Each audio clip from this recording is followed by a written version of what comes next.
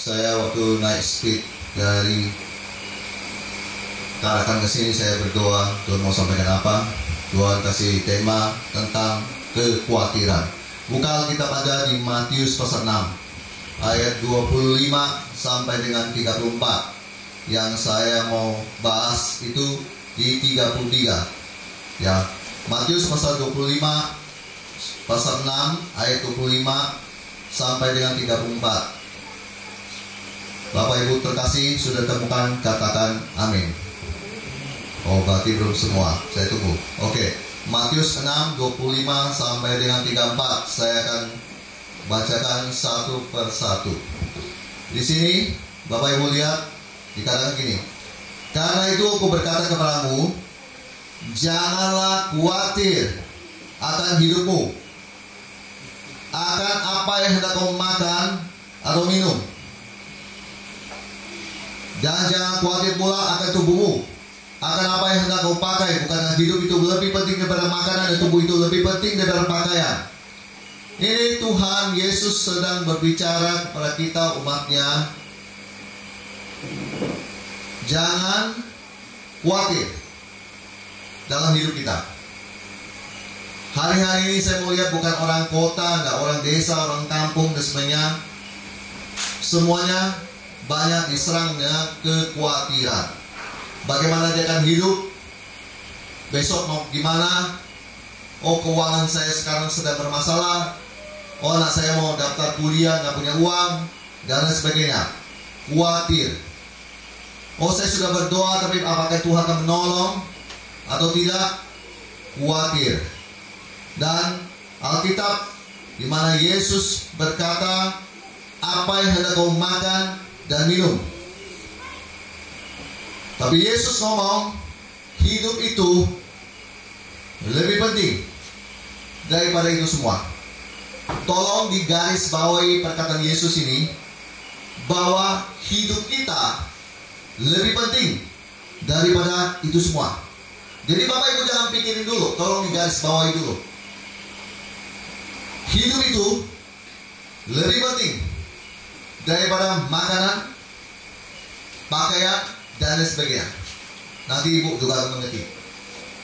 Yang kedua, di 26, pandanglah burung-burung di langit. Tadi ada nyanyi tentang itu, yang tidak menabur dan tidak menuai dan tidak mengumpulkan bekal dalam lumbung.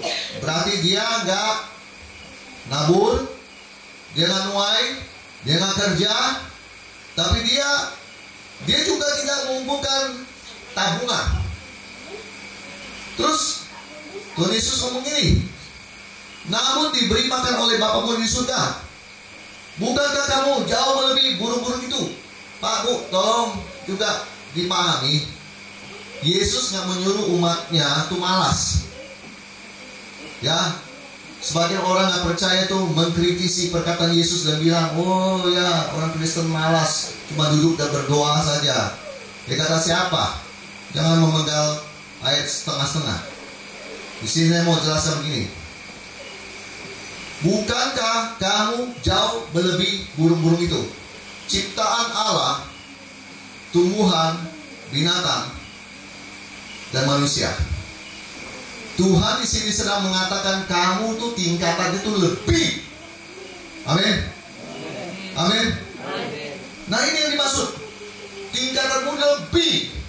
Kamu lebih dihargai daripada burung, binatang melata, binatang di air. Kamu tuh lebih. Kita tuh anak. Harus dipahami itu. Harus benar-benar dipahami. Kalau kita bisa memahami ini, maka ketika kita berdoa, iman kita tuh berbeda. Perhatikan orang tidak memahami ayat ini. Ketika dia berdoa, dia marah sama Tuhan. Kalau Tuhan nggak jawab. Mana mungkin orang yang memahami ayat ini, tahu tingkatan dia tinggi, tahu dia adalah anak, dia akan marah? Nggak mungkin. Nggak mungkin akan kecewa. Nggak mungkin. 27. Gini, siapakah di antara kamu yang kena kekhawatirannya dapat menambahkan sehasta saja pada jalan hidupnya. Jadi Yesus mau ngomong, nggak percuma kamu percuma. Kalau kamu khawatir pun, kau pikir sesuatu, pikir, itu nggak ada tambah jalan keluar. Dibilang sehasta. Sehasta itu nggak banyak. Jadi yang kau pikirkan, renungkan dan terus bentar-bentar sampai stres, asam lambung naik ke surga, itu nggak nolong. Yesus mau bilang itu nggak nolong, nggak tambah membuka jalanmu makin mendekati pintu keberhasilan. Itu bahasa saya. Nggak nolong. Jadi Yesus bilang, siapa saudara kamu? Berarti Yesus sangat yakin dan berkatanya, siapa yang bisa? Maksud dia, nggak ada yang bisa. Kekhawatiran Pak Bu justru menimbulkan stres. Kekhawatiran saya lihat membuat orang gantung diri dan mati. Itu sumbernya khawatir. Kekhawatiran membuat orang melakukan tindak kejahatan dan kriminal. Nggak percaya lihat di penjara. Mungkin Pak Gembala tidak kenal saya jelaskan sedikit. Saya adalah full time misionari. Jadi saya full time penginjil. Ya, pelayanan saya ada di Kalimantan Barat. Saya tidak mengembalakan. Tetapi salah satu pelayanan saya adalah penjara ke penjara. Saya lihat orang di penjara itu banyak orang-orang bermasalah. Gini Pak Bu, dengar baik. Orang kalau khawatir, dia bisa salah jalan. Makanya jangan khawatir. Pak, tapi kita manusia bisa khawatir. Benar. Makanya harus dengar firman Tuhan ini, supaya Anda jangan khawatir. Kalau Anda khawatir, baca kembali. Habis dengar khotbah, ulang, baca kembali. Nah, 28. Tuhan singgung soal, kembali singgung lagi soal pakaian. Lihat nih. Dan mengapa kamu khawatir akan pakaian? Manusia kalau nggak berpakaian, itu, ya menurut saya, itu menunjukkan bahwa dia orang nggak punya. Kalau Bapak Ibu ke Kalteng masih ada orang-orang kita. Ya, saya ngomong orang kita, nanti lah orang kita itu apa. Ya, saya pelayanan di Kalimantan Barat, ya itu juga orang-orang kita. Gak pakai baju, bahkan kadang maaf, pakai kolor di Kalteng. Saya lihat, masih ada yang begitu ya? Kayak orang primitif ya. Ini udah zaman modern, Pak Bu. Masih ada yang begitu di Kalteng. Di Kalbar nggak ada. Kalbar maju. Ya, Bapak Ibu kan nggak percaya. Kalau belum ke Kalbar, main-main lah ke Kalbar. Ya, benar, Kalbar itu maju. Bapak Ibu nggak percaya ya, saya kasih tahu. Hamba Tuhan dari tempat lain mempertanyakan tentang hal ini kepada saya. Kok bisa ya kamu, Evangelis Hendrik? Kamu di tempat kamu Kalbar itu KKR dari hari Senin sampai ke hari Senin.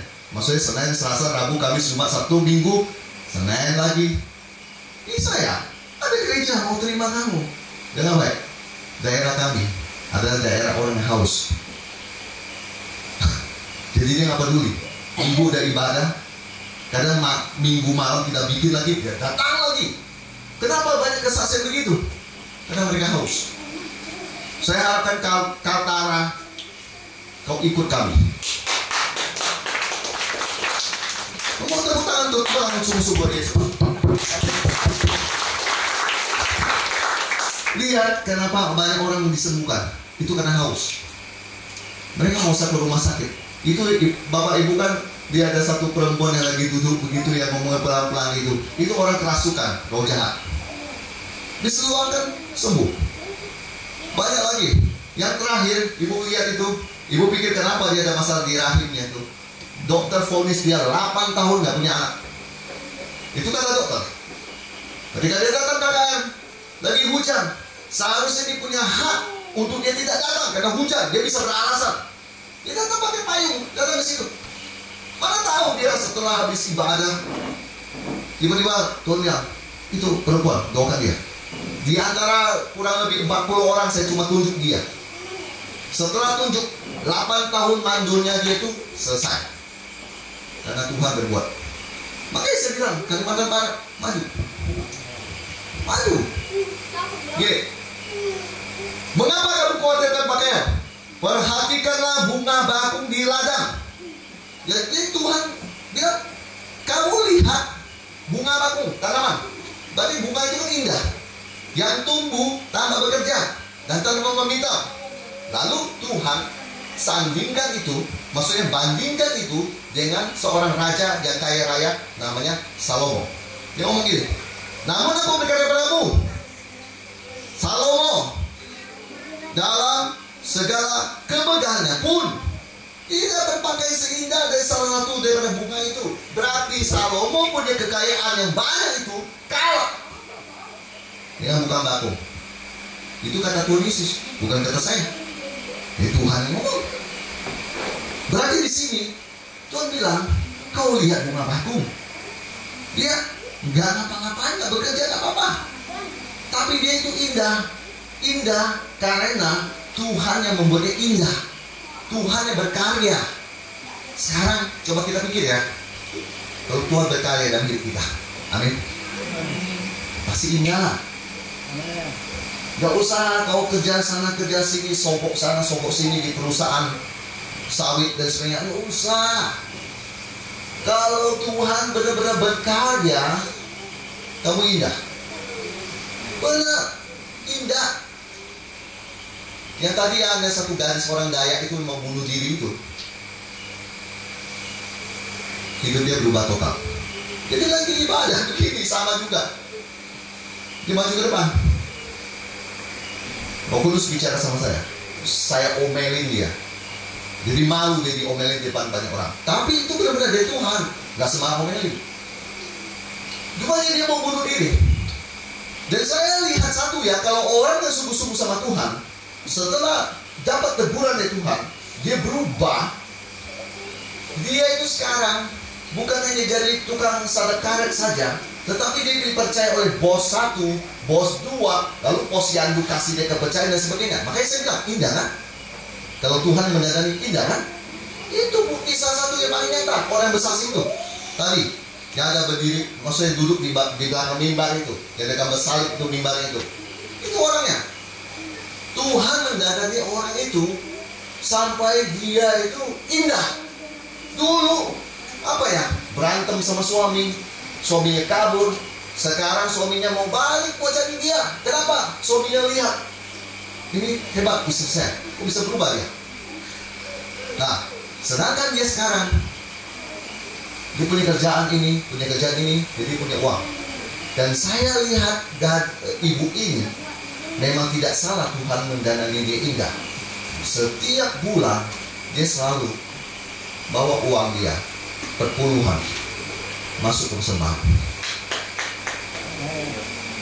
Anda mau percaya nggak percaya, itu kisah kami di Kalimantan Barat. Jadi saya lihat orang ini, saya dalam hati saya cuma berpikir gini, pantas ini Tuhan orang angkat. Tuhan bisa mendadani kamu indah, amin. Tuhan bisa mendadani kita indah. Sangat gampang. Tuhan tak bilang, Salomo punya keindahan tidak seberapa, aku bisa berikan kamu lebih lagi. 30. Jadi jika demikian, Allah mendadani rumput di ladang yang hari ini ada dan besok dibuang ke dalam api. Dengar, ini kan perbuatan yang sia-sia. Dia danani bagus-bagus, besok dibuang ke dalam api. Nih, dengar Tuhan Yesus ngomong apa?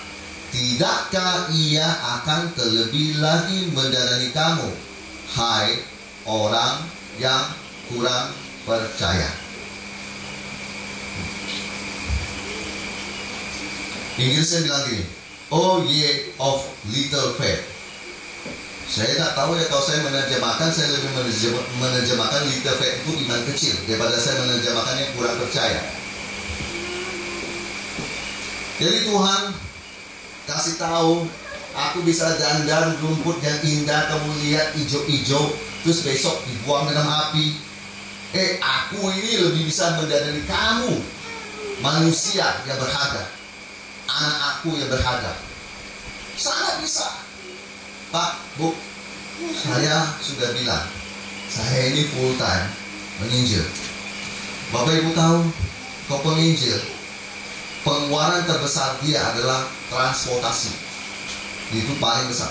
Saya sangat bersyukur kalau saya ke tiap daerah bertamu, ada yang kasih saya makan, ada yang kasih saya apa, dan sebagainya. Itu membuat saya bisa melanjutkan misi saya ke daerah-daerah yang lokasi-lokasi sekitar itu. Nah, saya mau kasih tahu, saya kalau berjalan, saya cuma percaya satu hal. Saya tidak akan berdiri di tengah jalan dan meminta-minta pada orang. Walaupun saya sudah ngomong kepada Bapak Ibu terkasih, di Kalimantan Barat itu ada lebih dari 15 sinode dari berbagai gereja. Kalau sebut nama saya mau KKR, mereka pasti buka pintu. Tidak ada yang menolak, sedikit yang menolak. Ada yang menolak, tapi sedikit menolak. Dan kalau saya dari ukuran peta, Bapak Ibu lihat dari Pontianak sampai ke Singkawang, Simpang sampai ke Sambas, lalu sampai ke Sungai Pinyung, Ngabang, Sintang, Sanggau Sintang, Kapuas Hulu, Putus Sibau, Melawi, dan sebagainya. Pak, Bu, saya kalau mau singgah untuk makan dan numpang tidur, semua ada. Semua pasti buka pintu buat saya. Saya tidak pernah mau khawatir dengan hidup ini. Saya cuma memastikan kalau saya punya firman, hidup saya pasti aman. Bapak Ibu berkata, saya kan bukan menginjil. Kalau Anda punya firman di hatimu, dikeluarkan lewat mulutmu, saya jamin itu firman memberkati kamu. Tak percaya, saya kasih contoh Pak Bu ya. Kamu punya firman apa? 1 Petrus pasal 2 ayat 24b. Oleh biul-biulnya kamu sembuh. Kamu sakit, kau baca firman itu, bersuara, keluarkan, ngomong sama tubuhmu, kau pasti sembuh. Sekali saya mengalami itu, berkali-kali. Kok kamu kekurangan uang? Pak Bu, saya itu manusia. Saya pernah dalam sebuah sikon, saya butuh uang bukan buat bayar tagihan, tapi saya butuh uang untuk keperluan saya ini, itu, dan sebagainya. Namanya keperluan pasti ada, bukan cuma membayar listrik, PLN, dan sebagainya, pulsa HP. Oh tidak. Saya hitung-hitung uang yang saya butuhkan itu 5 juta. Lalu itu uang kan besar buat saya kalau saya nggak bekerja. Lalu istri saya sementara dia lagi belajar di pasar, suatu hari saya lagi di pasar, saya di mobil, saya berdoa sama Tuhan. Saya bilang begini sama Tuhan, Tuhan, firman-Mu kan berkata, Yakobus pasal 5 tentang doa orang benar. Doa orang benar bila dengan yakin didoakan, sangat besar kuasanya. Saya aminkan firman-Mu Tuhan. Jadi saya mengulang firman Tuhan lewat mulut saya. Saya bilang ini firman-Mu, dan saya mempercayai itu Tuhan. Jadi saya kan keluarkan firman-Mu. Tuhan, saat ini saya butuh 5 juta buat ini, buat ini, buat ini. Jadi saya ngomong sama Bapak tuh kayak gitu. Saya butuh ini, buat ini, buat ini, buat ini. Sekarang tolong Tuhan kasih saya 5 juta. 7.30 saya berdoa untuk 5 juta. Pulang dari pasar jam 8-an. Jam 9.30 tiba-tiba ada bunyi HP berbunyi, ada WA masuk. Pikir saya, ya paling orang-orang cuma minta doa dan sebagainya. Sambil dengan ya biasa saya cuma datangin HP saya ambil. Begitu saya buka, sesuai doa saya, Tuhan kasih 5 juta masuk ke rekening saya. Ada seseorang mengirimkannya dan dia kasih bukti, ini saya sudah transfer 5 juta buat kamu. Pak, Bu, nggak usah khawatir. Amin. Amin. Bapak Ibu nggak percaya, saya kasih kesaksian lagi. Saya terbang ke sini, saya tanggal 10, saya ada di Sabah, Keningau. 2 hari, kakak Keke 1 hari, Sandakan, Tawau, baru masuk Nunukan, baru masuk ke sini. Lagi saya mau berangkat di Bandara Soekarno-Hatta, saya lagi duduk di situ. Bapak Ibu tahu bagaimana saya apa? Nih.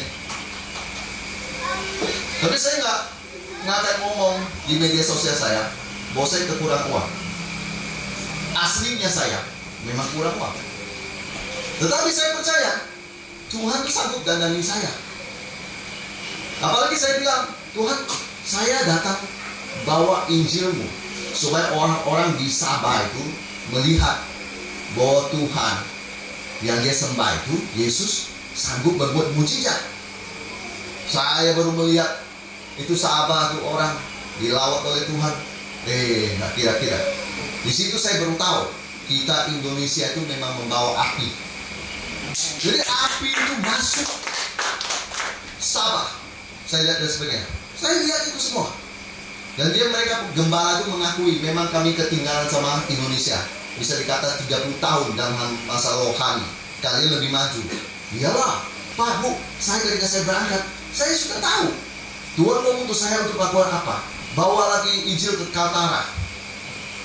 Saya mau mereka yang di Kaltara ini tahu bahwa kami di Kalbar ini ibadah hari Senin itu hari yang biasa dan kami bisa melakukan itu. Dan kami sudah sering melihat orang-orang disembuhkan karena mereka datang dan mereka haus. Dan saya mau membawa api itu untuk membuat gereja itu sadar bahwa gereja harus aktif. Kalau gereja tidak aktif, jebat loyo, otomatis ekonomimu nggak diberkati. Anda tahu, Anda mau ekonomi Anda diberkati, jangan lupa satu, rohanimu harus kuat. Supaya apa? Maksudnya kuat tahan godaan. Salah. Kalau rohanimu kuat, kamu berdoa, pasti Tuhan genapi. Pak, mana ayatnya, Pak? Sekarang gini aja. Kalau kamu kuat rohani, pasti full dengan firman. Kalau full dengan firman, ada tantangan keuangan, Tuhan pasti jawab. Saya lagi di bandara, terminal 2 kalau salah. Saya lagi duduk. Sebentar saya duduk, Tuhan Yesus sudah tahu, memang uang saya kurang. Tiba-tiba, si A kirim uang. Tiba-tiba, si B kirim uang. Kadang saya mau bertanya sama Tuhan, saya tidak mau bertanya. Tapi saya cuma tahu, meskipun detik-detik terakhir pun, Tuhan tetap mendampingi saya. Pokoknya Tuhan tetap mendampingi saya. Nggak peduli, Pak, kok begini, Pak? Ada doa yang seperti tadi, 5 juta dijawab dalam hitungan jam. Nggak sampai 3 jam. 7.30, 8.30, 9.30, kurang lebih 2 jam. Tuhan jawab, singkat loh. Sampai teman-teman saya bingung, kamu doa apa itu? Singkat sekali, 2 jam langsung bang, Tuhan jawab 5 juta. Tapi ada yang saya suka berdoa berbulan. Saya ini orang misi, saya nggak sembarangan ya Pak Bu. Saya kesini, saya itu udah persiapan. Saya nggak datang ke Kaltara atau di Sabah baru saya siap-siap lihat catatan saya. Nah, itu orang bodoh, saya bilang. Itu hamba Tuhan bodoh. Itu berarti orang itu nggak punya persiapan. Saya di Jakarta setiap hari saya persiapan. Jadi kalau saya udah masuk sini, jangan heran, saya nggak perlu bawa catatan. Saya cuma bawa HP-nya Alkitab, saya bisa khotbah. Saya nggak perlu catatan, karena saya sudah baca ini Alkitab berulang kali. Saya sudah tahu, dan saya yakin Tuhan akan membimbing saya. Itu aja. Saya sudah persiapan, saya sudah persiapkan semua. Saudara semua sudah lihat, dan sebenarnya saya bahkan ada seorang mentor sudah berdoa ke saya. Dia bilang nanti di sini akan terjadi begini. Oh, saya sudah tahu ceritanya. Makanya tadi saya bilang, kalau rohanimu kuat, kau pasti menang. Mentor saya orang bule, dia sudah lihat semua. Dia akan ngomong ke saya, nanti kamu lihat di daerah sini akan terjadi begini, nanti ada orang begini. Ternyata setiap yang dia ngomong itu nubuatan, itu terjadi. Saya ini orang percaya dengan nubuatan, Pak Bu. Kalau Bapak Ibu nggak percaya terserah. Saya ini hidupnya dari awal dipanggil oleh Tuhan lewat seorang hamba Tuhan nunjuk saya, dan dia menubuatkan saya. Makanya jadi sampai hari ini. Saya dulu orang kerja. Satu titik di Pulau Derawan, saya putuskan saya tinggalkan kerjaan saya. Lalu jadi begini sampai hari ini. Tuhan mendanai Anda. Mau telat, nggak telat menurut Anda, pokoknya saya tahu. Kalau Alkitab saya mencatat, hai kamu orang yang percaya, berarti yang kamu perlukan adalah percaya. Percaya. Di terminal 2 saya lagi duduk. posisi saya mau ngomong kepada ibu, bapak terkasih, walaupun uang itu sampai saya sudah di bandara, udah mau masuk pesawat, belum ada, tetap saya posisinya satu. Istri saya nggak tahu, percaya. Karena percaya, saya dapat. Matius 9 ayat 9. Jadilah kepadamu sesuai iman. Itu Yesus yang ngomong. Kau mau sembuh? Yesus bilang, jadilah kepadamu sesuai imanmu. Gini, 31. Sebab itu, janganlah kamu khawatir. Dia berkata, apakah yang akan kami makan? Apakah yang kami minum? Apakah yang kami pakai? Yesus ulangi lagi ini berkata. Yesus bilang, jangan khawatir. Kau mau makan apa? Kau mau minum apa? Kau mau pakai apa? Perhatikan baik-baik 32. Saya ngomong gini, nanti orang tersinggung. Tapi ini memang ini dari Tuhan. Semua itu dicari bangsa-bangsa yang tidak mengenal Allah. Semua itu dicari bangsa-bangsa yang tidak mengenal Allah. Akan tetapi Bapakmu di surga tahu bahwa kamu memerlukan semua itu. Bahasa Indonesia masa kini, hal-hal itu selalu dikejar oleh orang-orang yang tidak mengenal Allah. Perkataan ini keras, pedas. Tapi ini Yesus singgung. Kalau kita hidupnya kayak begitu, berarti kita adalah bangsa-bangsa yang tidak mengenal Tuhan. Kok begitu Pak Bu? Ada ceritanya nanti di 33. Jadi ya kau mau makan, kau mau minum, kau mau pakai, tapi posisimu terus khawatir, itu karena kekhawatiran kamu terus kejar sampai lupakan Tuhan. Hari Minggu waktu ibadah, tapi lebih memilih untuk kerja. Hari Minggu ibadah, tapi lebih memilih untuk panen gotong royong. Saya nggak tahu kalau di Qatar ada atau tidak. Di daerah kami Kalimantan Barat ada. Kalau dia udah panen, ini kan bantu dia. Besok yang ini panen hari Minggu dia harus balas. Tadi kami Kalimantan Barat ada yang begitu. Singkat cerita, tidak ibadah. Kau pas ketemu lagi pulang, lihat gembala, ya sekalian dia pakai topeng Batman kan bagus ya. Nggak usah dilihat ya, pakai topeng Batman nggak ada yang lihat kan? Atau pakai topeng Garfield dan kucing itu, kan nggak ada yang lihat. Nah ngomong soal ini ada yang lucu lagi, tapi ini benar-benar fakta loh Pak. Ada seorang jemaat bola balik di KPR, saya tunjuk itu orangnya sama. Selalu Tuhan kasih dia teguran. Ini orang memang bandel jemaat ini. Sampai suatu hari dia ketemu staf saya, lagi pas staf saya lagi khotbah di gereja itu lewat. Terima gak kamu? Dia lagi nyetir, bawa tangan buah segar. Enggak kami di sana tuh gembala dipanggil Om. Bukan dia kawin sama tantenya, bukan. Enggak ya sudahlah. Si Om pikir dalam hati, lu bandel gak bisa diomongnya. Jalan Omnya masuk, udah siap-siap khotbah. Itu staff saya dulu. Belum ibadah, baru mulai sebentar orang lagi nyanyi, tiba-tiba orang kampung teriak-teriak ke arah gereja. Rupanya apa yang terjadi? Jemaat itu, mobilnya yang bawa sawit itu kebalik. Tragis ya. Puji Tuhan dia aman, selamat. Kau tertimpa? Nggak tahu lah. Sejak itu orang kampung itu makin gentar dengan nama Tuhan. Jangan main-main. Pak Kristen kok begitu? Enggak, saya nggak ngomong gitu. Itu gini-gini, tolong dipahami yang positif lah ya. Jangan ngomong gitu. Kita Kristen bukan buat nakut-nakutin orang kok. Nggak nakut-nakutin orang. Kita beribadah karena kita cinta Tuhan. Amin. Saya beribadah karena saya cinta Tuhan. Saya mendahulukan Tuhan. Saya tahu mana prioritas, mana tidak prioritas. Pekerjaan penting, uang penting, tapi itu bukan segalanya.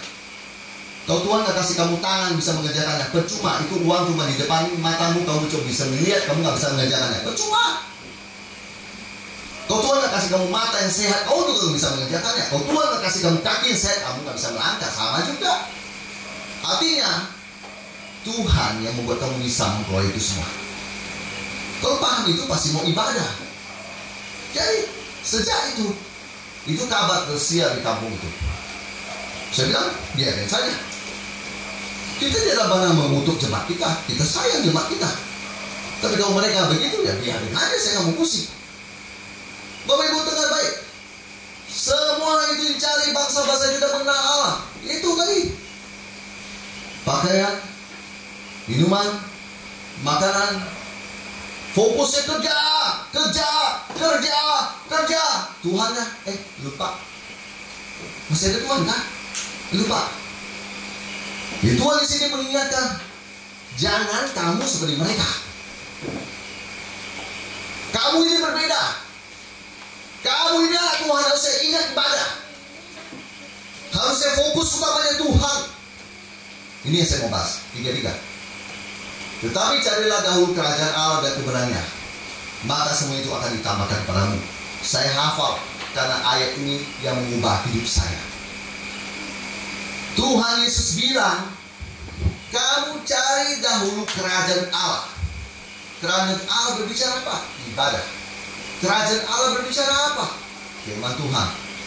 Kerajaan Allah berbicara apa? Beribadah. Kerajaan Allah berbicara apa? Menyembah Tuhan. Amin. Kerajaan Allah itu dan kebenarannya, Tuhan mau kalau kamu melakukan kebenaran, artinya firman itu kamu hidup di dalamnya. Jangan kamu bilang kamu orang Kristen tapi kamu masih korupsi, masih suka menipu. Kamu nggak melakukan kebenaran, kamu cuma cari kerajaan tapi nggak melakukan kebenaran. Kamu nggak bisa berkata kamu Kristen, kamu cari kerajaan Allah tapi mulutmu berbohong sana sini. Itu nggak ada kebenaran. Bohong adalah anaknya iblis. Yesus yang berkata, iblislah yang menjadi bapamu di Yohanes. Ada yang ngomong gitu. Kalau kita berdusta terus, gini, anak-anak terang nggak akan pinjam duit sana, pinjam duit sana, pinjam duit sana, tetapi buntutnya tidak dibalikin. Cuma gali lubang, tutup lubang, nggak dibalikin uangnya. Itu nggak ada kebenaran. Nggak ada kebenaran. Yang Tuhan mau kamu lakukan kebenaran. Pak, saya sudah cari dahulu kerajaan Allah. Ya, tapi saya mau tanya balik juga, kebenarannya bagaimana? Sudah belum?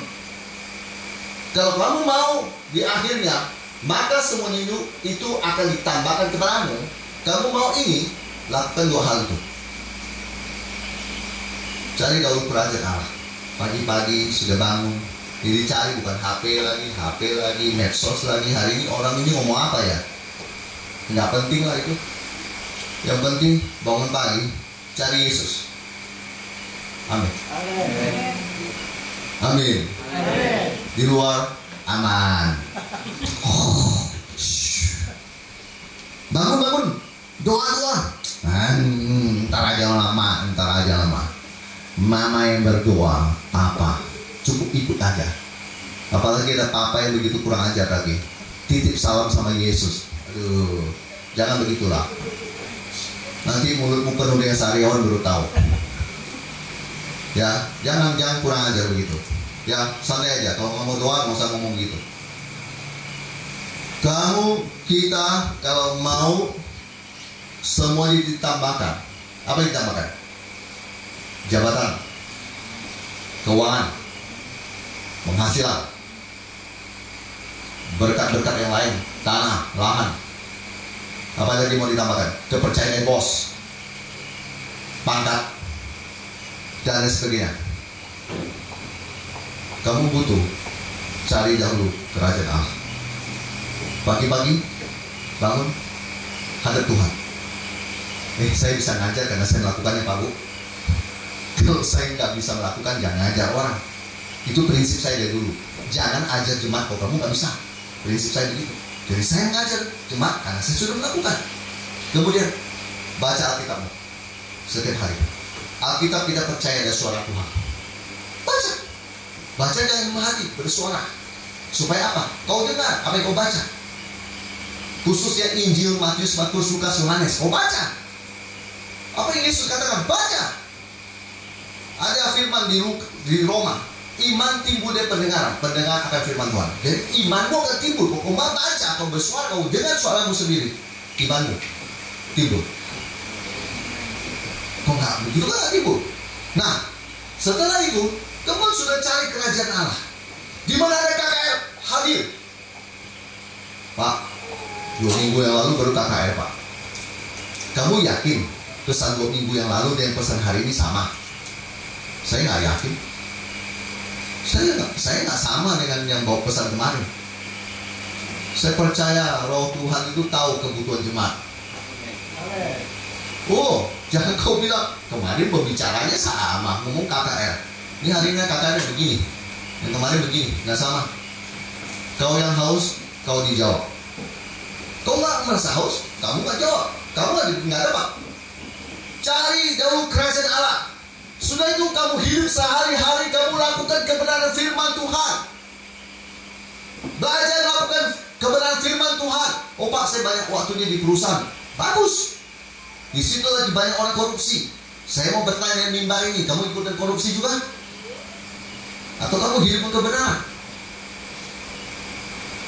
Jadi, syarat untuk dapat penambahan itu, Yesus mau kamu cari dahulu kerajaan Allah dan kebenarannya. Makanya di ayat atas itu Tuhan bilang, kamu gak usah khawatir.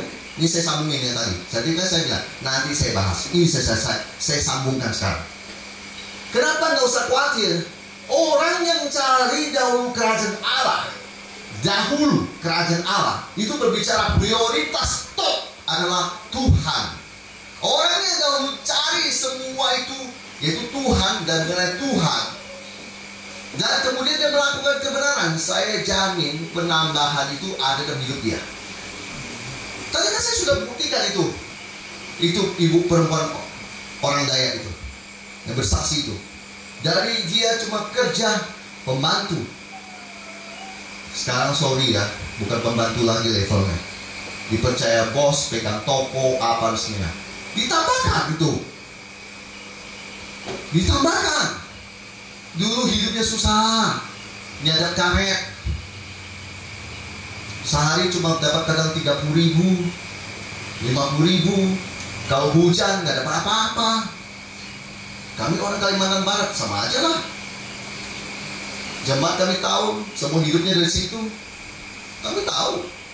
Tapi kami selalu mengajarkan, kalau kamu cari dahulu kerajaan Allah dengan baik, hidupmu nggak akan susah. Kamu nggak perlu khawatir. Tuhanlah penyediamu. Tuhanlah yang memberikan apa yang kamu butuhkan. Pak, tapi kan hidup saya begini. Coba gini, jangan terus menyalahkan Tuhan dan membiasakan terus menyalahkan Tuhan. Cobalah kamu introspeksi diri sendiri. Apa yang selama ini kamu sudah lakukan untuk cari dahulu kerajaan Allah? Kalau nggak ada, jangan menyalahkan Tuhan. Saya belajar punya satu sikap begini. Kalau saya sadar saya masih kurang dalam hal ekonomi, saya tidak akan main-main dengan Tuhan. Justru saya akan makin serius dengan Tuhan. Itu saya, Hendrik. Saya nggak tahu dengan jemaat di sini. Oh, Bapak kan beda. Saya makan nasi, kau makan nasi. Kau pasti bisa. Saya bisa, kau pasti bisa. Amin. Tidak terbatas. Amin. Tidak berlaku buat pendeta. Oh enggak. Anak Tuhan sama diberkati. Saya senang Bapak Ibu terkasih kalau saya mendengar jemaat diberkati oleh Tuhan. Saya tidak pernah senang kalau saya lihat jemaat maaf tidak punya. Saya sedih. Makanya saya akan bukakan rahasia ini. Rahasianya adalah semua itu akan ditambahkan lewat kamu cari dahulu kerajaan Allah dan kebenarannya. Makanya tidak perlu khawatir. Khawatir itu nggak perlu dalam hidup kita. Kalau kamu sudah melakukan Matius 6 ayat 33 ini, kamu nggak perlu khawatir. Yang kamu perlukan adalah kau cari dahulu kerajaan Allah dan melakukan kebenarannya. Kau lakukan itu Tuhan bilang, saya sulap langsung ada motor, kulkas, mobil. Itu jin, bukan Tuhan. Kalau Tuhan ditambahkan, beda loh, tahu? Kamu mau ikut yang mana? Mau ikut yang Gunung Kawi? Ada tiba-tiba, nanti anakmu tumbal. Mau ikut yang begitu? Saya nggak mau.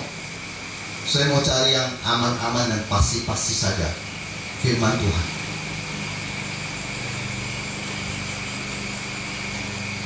Sampai di sini dulu. Merenung semua. Pemain keyboard boleh maju ke depan. Tetap jemaat jangan terganggu konsentrasi. Saya lagi minta Anda merenung dengan firman-Nya. Saya sudah mau selesai. Bapak Ibu terkasih, terakhir 34 Yesus berkata gini, ini perkataan bagus tuh. Sebab itu jangan kamu khawatir akan hari esok. Jadi yang pertama dia bahas, dia ulang lagi terakhir. Sebab itu janganlah kamu khawatir. Sebab itu boy, janganlah kamu khawatir akan hari esok, karena hari esok mempunyai kesusahannya sendiri.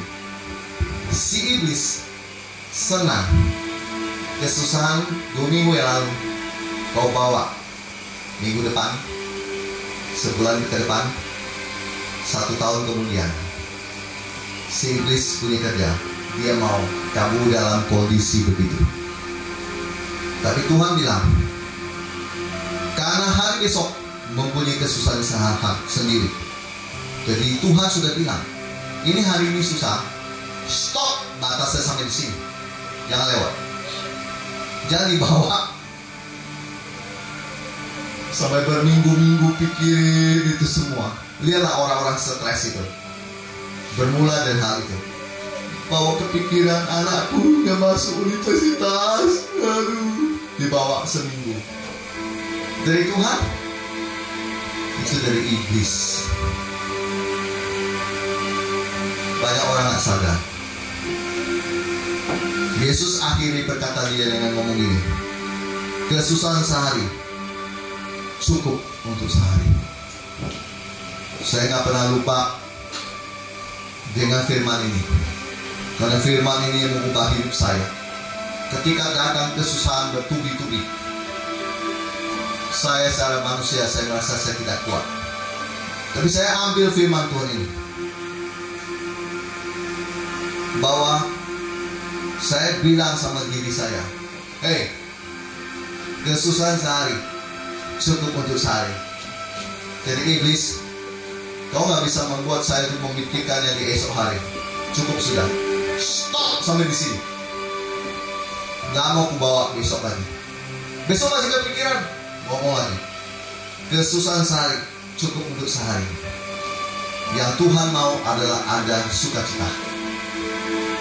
Orang stres, orang khawatir, cepat gampang kena penyakit.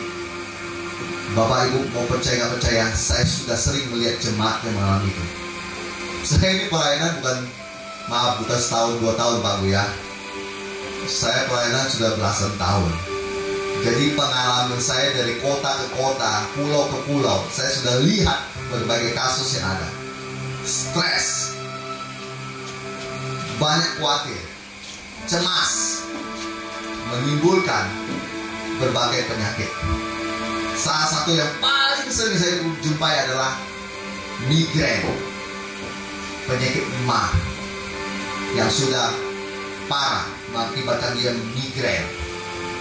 Ketika stres itu hilang, khawatir itu hilang, mah hilang, migrain pun hilang. Nggak usah ke dokter. Saya jamin Anda, nggak usah ke dokter. Benar. Inggrisnya ngomong bagus loh. Sufficient unto the day is the evil thereof. Kesusahan yang berlebihan itu dari si iblis, dari yang jahat. Bapak Ibu sudah mendengar firman Tuhan. Saya juga sudah selesai. Yang mau saya sampaikan di tempat ini adalah, kalau Anda mau mengalami perubahan dalam ekonomi hidupmu, pekerjaanmu, jangan khawatir.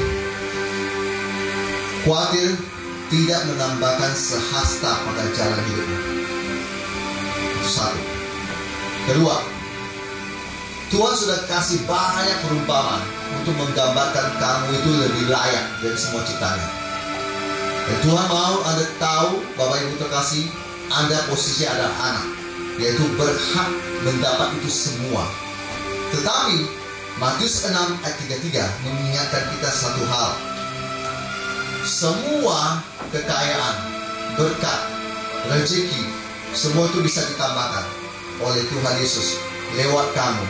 Carilah dahulu kerajaan Allah.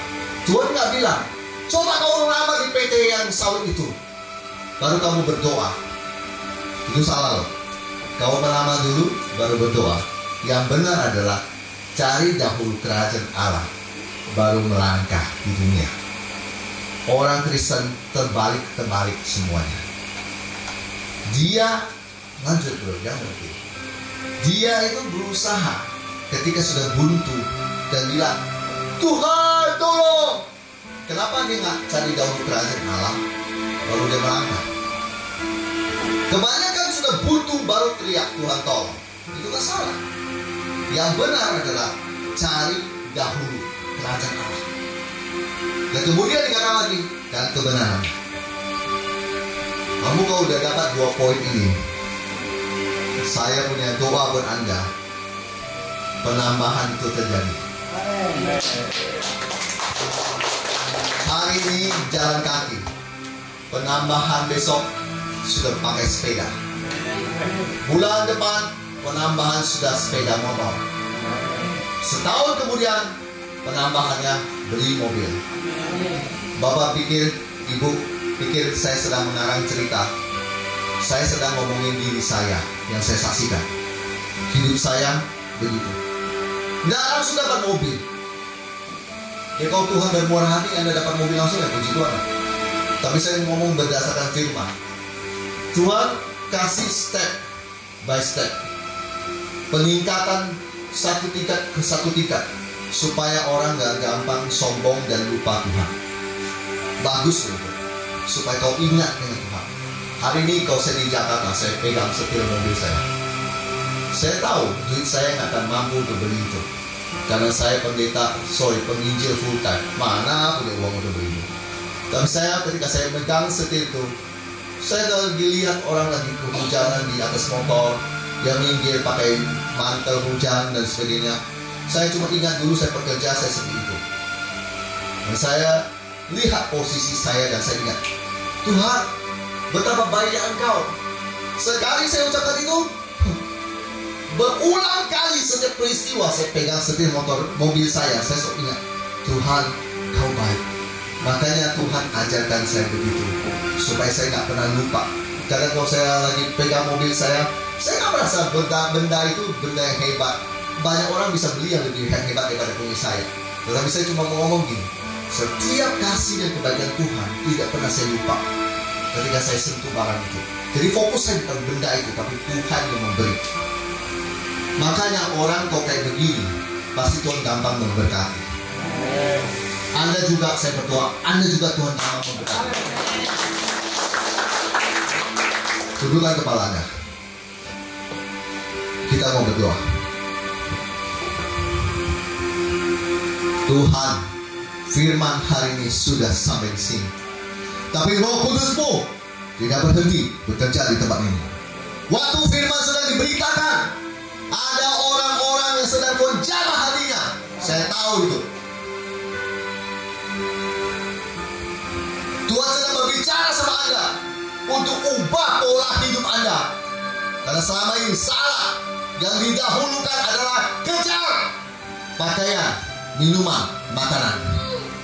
Tuhan bilang itu salah. Malam ini adalah saat yang tepat untuk kamu mengakui bahwa kamu salah.